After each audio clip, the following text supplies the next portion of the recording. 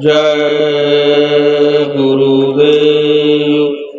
एक बार स्वामी जी महाराज ने सत्संग में सुनाते हुए कहा कि फकीरों से टकराना अच्छी बात नहीं, फकीरों से टकराना अच्छा नहीं।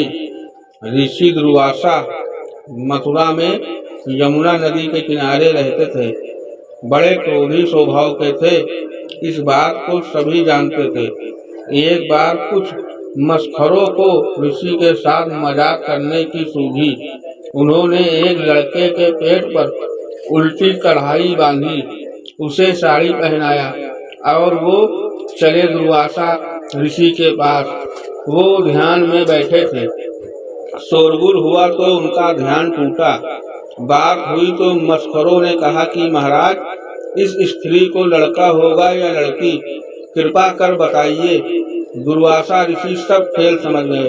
उन्होंने अपने कमंडल से जल निकाला और उस लड़के पर छिड़कते हुए कहा कि इससे वो पैदा होगा जो तुम्हारे सर्वनाश का कारण होगा।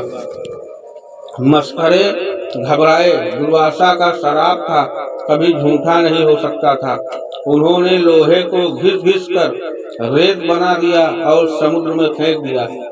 जब महाभारत समाप्त हो गया तो यदुवंशियों में राज के लिए झगड़े होने लगे। कृष्ण को दुर्वासा के श्राप की बात मालूम थी। कढ़ाई की रेत ने कटीली नुकीली घास का रूप ले लिया था। महाभारत में सारे योद्धा मारे जा चुके थे, विज्ञान समाप्त हो चुका था। कृष्ण ने ग्वाल बालों को समझाया कि लड़ो मत, किंतु वे नहीं माने। फिर नदी के किनारे एक बहुत बड़े सम्मेलन का आयोजन हुआ, जिसमें राज्यों के बंटवारे की बात कही गई। वही समुद्र था जहां घास लगी थी। सम्मेलन में झगड़ा हो गया, हल्ला गुल्ला हुआ। लोगों ने लंबी कटीली घासों को उखाड़कर मारना शुरू कर दिया। घास ने तलवार का काम किया।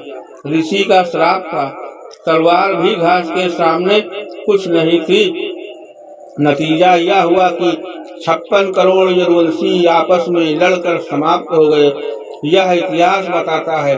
कृष्ण ने अपना पूरा काम किया जिस लिए वो भूमंडल पर भेजे गए। स्वामी जी महाराज ने द्वापर की इस घटना को सुनाते हुए कहा कि फकीरों से टकराना नहीं चाहिए, उनसे मखौलबाजी करने का परिणाम अच्छा नहीं होता। जय गुरुदेव।